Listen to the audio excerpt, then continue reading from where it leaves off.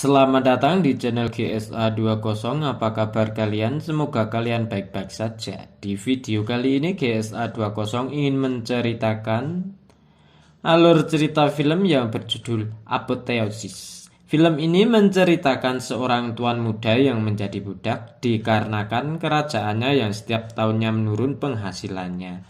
Karena adiknya dipenjara oleh seorang yang kekuatannya belum ada yang bisa menandingi. Jadi tuan muda terpaksa menjadi budak dan diwarisi buku kuno untuk menjadi yang terkuat atau menjadi dewa. Jadi tuan muda itu bernama Luo Sheng. Film berawal dari benua Tianyuan yang dibagi menjadi 5 domain. Yang pertama domain timur, selatan, barat, dan utara. Yang hidupnya begitu kaya raya, beda dengan benua Tianyuan yang hidup di pedalaman. Hidupnya begitu miskin, sangat sulit untuk bertahan hidup, dan para praktisi berhasil 4 domain luar, sedangkan binatang iblis yang lemah merebut domain pusat yang diduduki Cuki atau ketua sekte Tianqi. 大陆分为5域，其中东南西北经历425年，中域天。 Kemudian diperlihatkan ras iblis menyerang ke kerajaan kekaisaran. Kemudian kuil awan mengutus Hua Wungming, ketua sekte King Yun, untuk membantu manusia untuk bekerja sama mengalahkan ras iblis. 势力共同抵御天邪。 Shin berpindah pada Cuki, ketua sekte Tianqi, menggunakan naga api raksasa. Jika ada orang yang menentangnya, maka akan langsung dibunuh. Jika menurutinya, maka nyawanya akan diampuni. Demi membangun bangsa suci, semua bisa dikorbankan.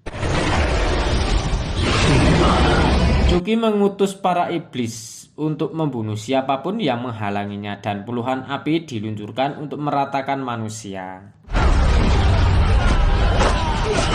Kemudian diperlihatkan Hua Wungming yang diutus kuil awan untuk membantu para manusia menghadapi ras iblis. Hua Wungming dengan mudahnya membunuh satu persatu anak buah dari ras iblis. Kemudian naga api raksasa datang. Naga api raksasa langsung membakar manusia yang berada di depannya.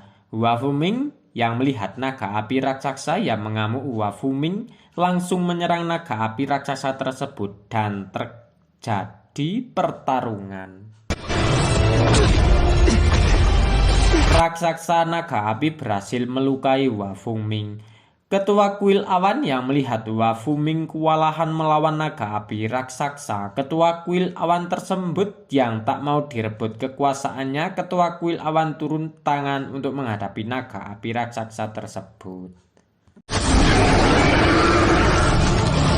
Ketua kuil awan dengan mudah mengalahkan naga api raksasa tersebut. Setelah ketua kuil awan hitam mengalahkan naga api raksasa, ketua kuil awan hitam memerintahkan pengikut kuil awan hitam domain timur dan murid sekte King Yun, juga pengikut kekaisaran Feng Tian, untuk terus maju dan mengalahkan ras iblis. Hua Wungming memimpin pasukannya untuk menyerang. Ketua kuil awan tak senang melihat Cuki yang demi kepentingannya yang untuk membangun domain suci yang mengorbankan ribuan makhluk hidup, bahkan tak pantas disebut dengan domain suci. Karena seperti neraka, Cuki yang melihat manusia yang hidupnya begitu nyaman selama 10.000 tahun, Cuki berniat ingin merebutnya secara paksa. Cuki yang tak sabar ingin merebutnya. Cuki langsung menyerangnya dan terjadi pertarungan antara Cuki dan ketua kuil awan. Dan terjadi ledakan yang begitu dahsyat. Para patriark menyaksikan pertarungan ketua kuil awan dan Cuki. Akibat pertarungan tersebut, ketua kuil awan tertidur dan separuh potongan jiwanya jatuh di wilayah timur. Shin berpindah pada Luo Bingwan yang ingin menguasai domain timur yang diduduki oleh klan Luo Xiu. Luo Bingwan yang serakah ingin merebutnya demi menduduki klan Luo. Luo Bingwan berniat membunuh Luo Xiu. Demi ambisinya yang ingin menguasai klan Luo, Luo Bingwan membunuh Luo Xiu. Jadi Luo Xiu ini adalah mantan patriark klan Luo. Patriark klan Luo Xiao dituduh sebagai pengkhianat klan dan dibunuh oleh Luo Bingwan. Setelah Patriark klan Luo Xiao meninggal dan klan Luo diambil alih oleh Luo Bingwan, kemudian anggota keluarga klan Luo Xiao dijadikan budak oleh Luo Bingwan. Diperlihatkan pengikut klan Luo Xiao yang dijadikan budak dan disiksa oleh para prajurit Luo Bingwan. Para budak tersebut dijadikan petarung untuk melawan petarung pilihan Luo Bingwan.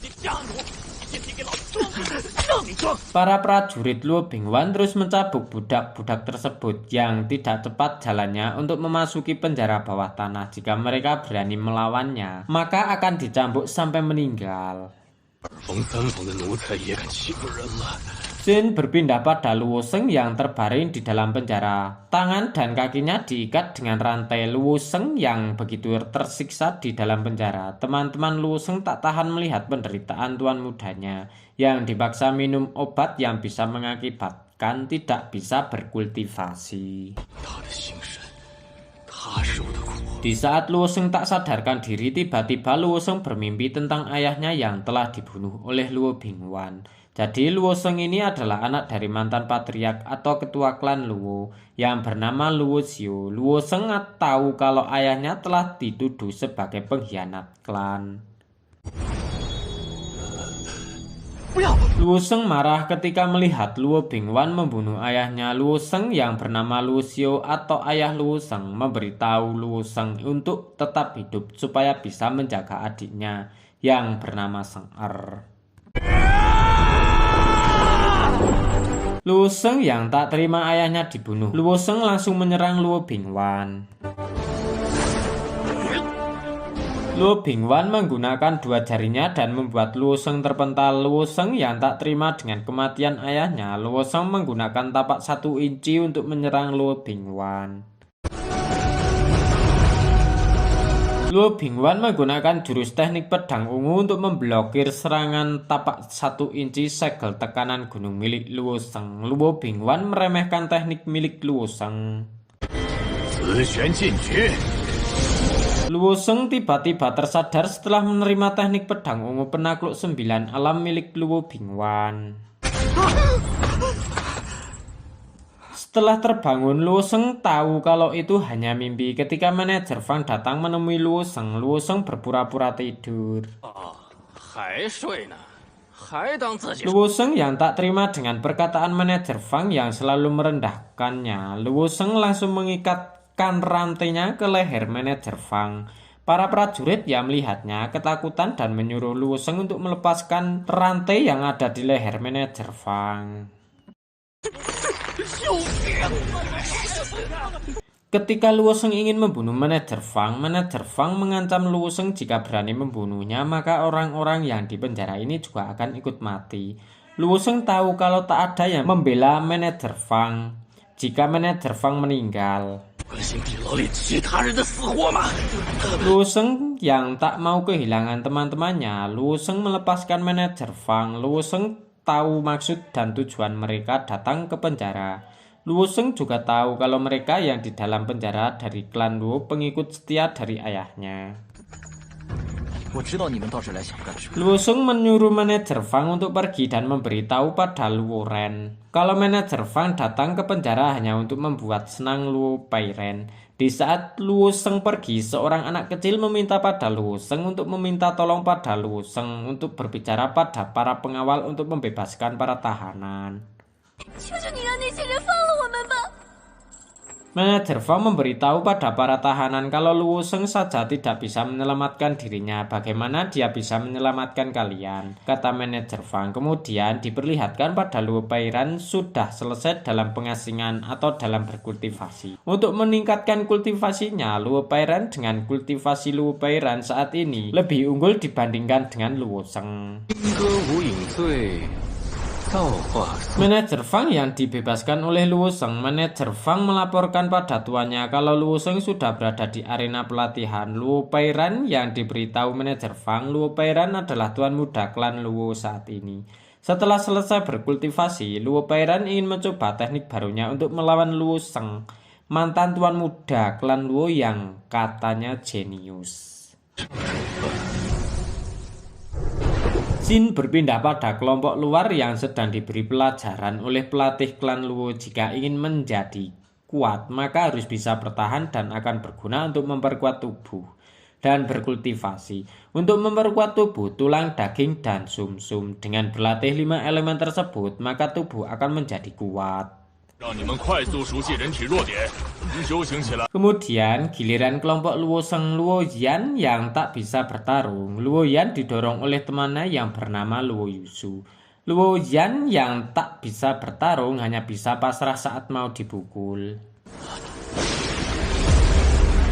Di saat Luo Yan ingin dipukul, Luo Sheng datang menghentikannya. Luo Sheng yang tak tega dengan temannya disakiti. Luo Sheng menggantikan Luo Yan yang tak bisa bertarung dan menggantikan Luo Yusa. Luo Sheng tahu kalau ini pertempuran hidup dan mati atau pelatihan hidup dan mati. Luo Sheng langsung menyerang setelah mengalahkan satu pengawal, menyuruh semua para pengawal untuk menyerangnya bersama.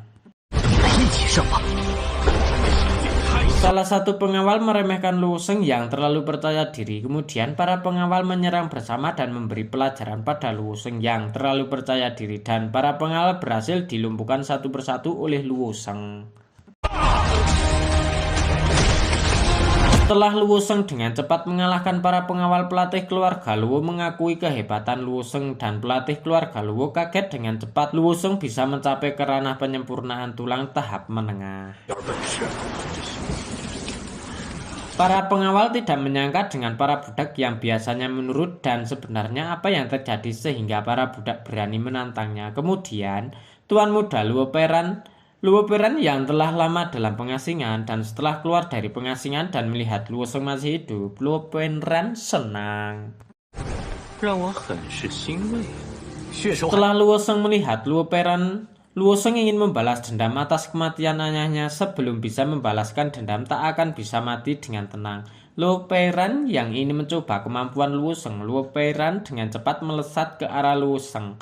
Luo Peran ingin mengetahui kekuatan Luo Sheng sebagai mantan tuan muda yang dulunya sebagai tuan muda jenius. Saking cepatnya Luo Sheng sampai tak bisa melihat gerakan Luo Peran. Tanpa Luo Sheng sadari, Luo Peran berada di belakang Luo Sheng dan langsung menyerang Luo Sheng hingga tak berdaya. Setelah Luo Sheng terkena pukulan Luo Peran, Luo Sheng mengetahui kalau ranah Luo Peran sudah sampai ke puncak ranah penyempurnaan tulang. Luo Peran memakan satu pil langit dan bumi yang ditinggalkan oleh ketua klan sehingga Luo Peran dengan cepat naik ke ranah puncak penyempurnaan tulang. Ketika Luo Sheng marah ayahnya yang dihina karena terlalu mengikuti aturan klan. Luo Sheng sudah terkena pukulan telak oleh Luo Peran.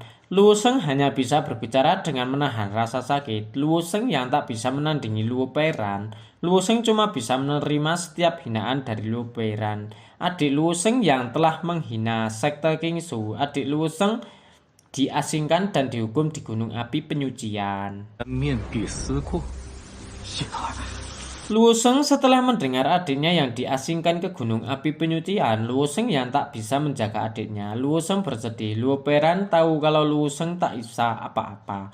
Maka Luo Peran akan menyampaikan salamnya setelah sampai ke sekte Qingyun. Termasuk juga Luo Sheng yang tak bisa menjaga diri sendiri. Para pengawal yang melihat tuan mudanya menang melawan Luo Sheng. Para pengawal berteriak atas kemenangan tuan mudanya. Kemudian diperlihatkan Luo Sheng yang teringat perkataan ayahnya untuk tetap hidup dan menjaga adiknya. Dan para tahanan yang berteriak pada Luo Sheng untuk membebaskan Luo Sheng yang mencemaskan keselamatan adiknya. Luo Sheng bingung dengan cara apa untuk menyelamatkan adiknya. Kemudian diperlihatkan Luo Yan atau nona besar klan Luo.